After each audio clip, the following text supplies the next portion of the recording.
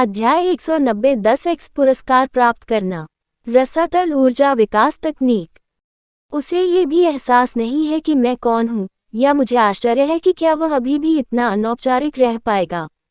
उसने जवाब देते हुए सोचा, मैं इसके बारे में जानती हूँ। चिंता मत करो, मैंने उस मिशन को ध्यान में रखते हुए चुना है। आपकी मुख्य चिंता वंश छोड़ने की है ना? ओलिवर ने सिर हिलाया। चिंता मत करो, मैंने तुम्हारे लिए पास के शहर में एक कबीला मिशन जारी करने की व्यवस्था की है। ये ठीक होना चाहिए, उसने अपना सिर थोड़ा झुकाते हुए कहा। ओलिवर ने उसकी बात सुनते ही गहरी सांस ली।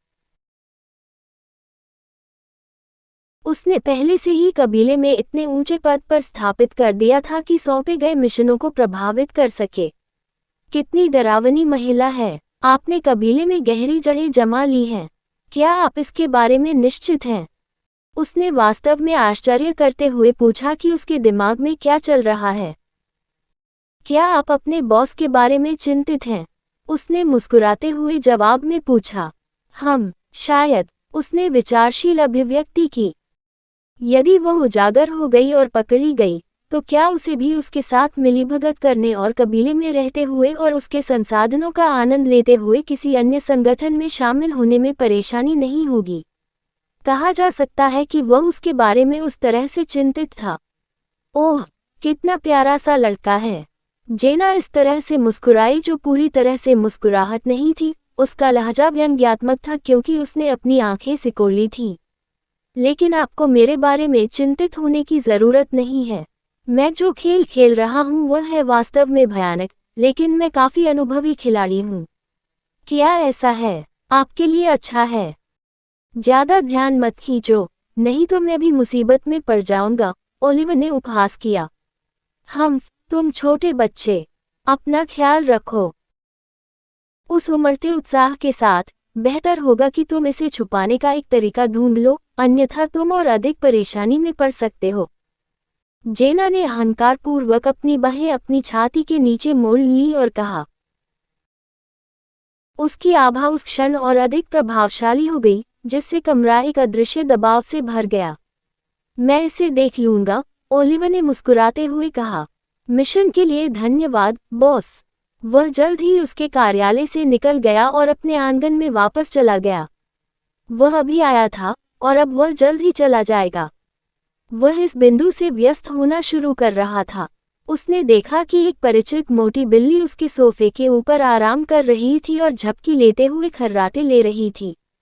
उसने शायद शेषा को छोड़ दिया। ओलिवर ने इसके बारे में सोचते हुए अपना सिर हिलाया।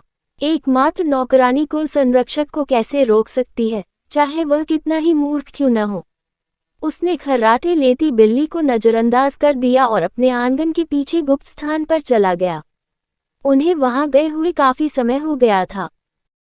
उसने माइंडस्पेस में अपने सामान को स्कैन किया और राक्षसी भूत के भंडारण कंगन को पुनः प्राप्त किया।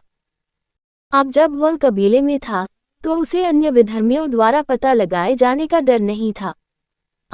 यह एक रूम द्वारा बंद कर दिया गया है।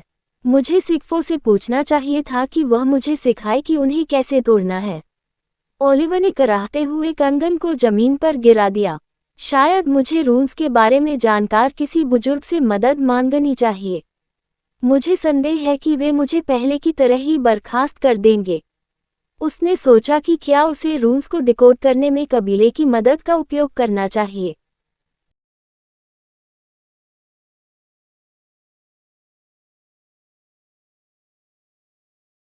वह जानता था कि पुराने भूत के भंडारण कंगन में उन्नत सुरक्षा रून अंतर्निहित थे, इसलिए केवल बुनियादी रून ज्ञान के साथ इसे डिकोड करना आसान नहीं होगा। उसे रून्स के बारे में अधिक उन्नत तकनीक और ज्ञान प्राप्त करने की आवश्यकता होगी। उन्होंने कहा, यह अफसोस की बात है कि एवलिन ने अभी तक उस चरण में प्रवेश नहीं किया है जहां वह रूनिक अध्ययन में रुचि लेना शुरू कर देगी, इसलिए मुझे रून क्षमता से संबंधित पुरस्कार जल्द ही नहीं मिलेंगे। केवल एक ही जिस पर मैं निर्भर रह सकता हूँ वह मैं हूँ। शांत स्वर में। तभी अचानक कुछ घटित हुआ। डिंग। कठोर प्रशिक्षण से गुजरने के बाद टारगेट ने दिव्य तलवार कला का प्रथम स्तर सीखा है। दैवीय व्यवस्था से संबंधित कलाओं में महारत हासिल की। डिंग। 10x लाभ प्राप्त करना। प्रकृति का विरोधाभास, मापदंडों का समायोजन। एबिसल कला प्राप्त। अचानक उसके दिमाग में सूचनाओं की एक बड़ी बाढ़ आ गई, जैसे किसी ने उसके लिए एक नई दुनिया का दरवाजा खोल दिया हो। जैसे ही उसका मन दर्द से हिलने लगा, उसकी आंखें थोड़ी चौड़ी हो गईं। ओह!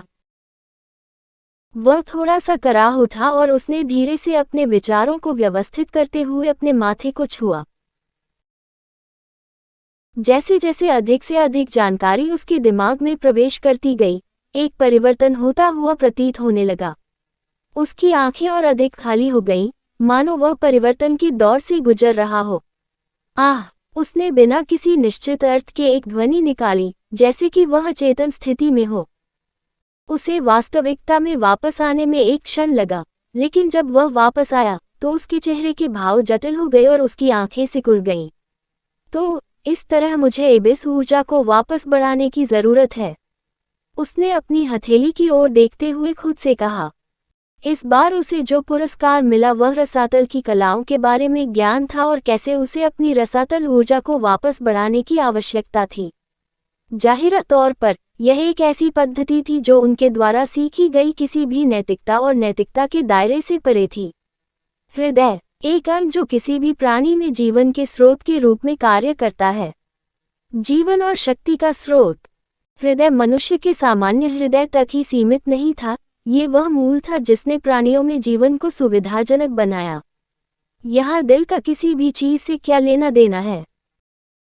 कोई ऐसा सोच सकता है, लेकिन वास्तव में उसे जो जानकारी मिली थी, उसके अनुसार हृदय ही एकमात्र ऐसी चीज थी जो उसे एबिस ऊर्जा के खाली भंडार को वापस उसी स्थिति में लाने में मदद कर सकती थी, जैसे वे थे।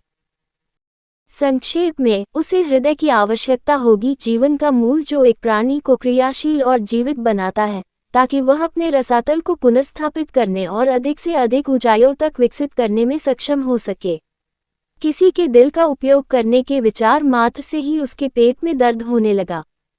लेकिन शांत होने के बाद उसे एहसास हुआ कि जब उसने रसातल का रास्ता चुना था तो उसे ऐसी भयावह चीज के सामने आने की उम्मीद करनी चाहिए थी।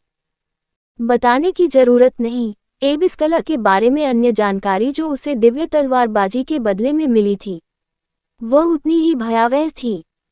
दिव्यता के पथ के विपरीत, रसातल का पथ फूलों से नहीं बिछाया गया था, ये कांटों और लाशों से भरा रास्ता था। अब रसातल कलाओं पर कहानी खत्म। अलविदा।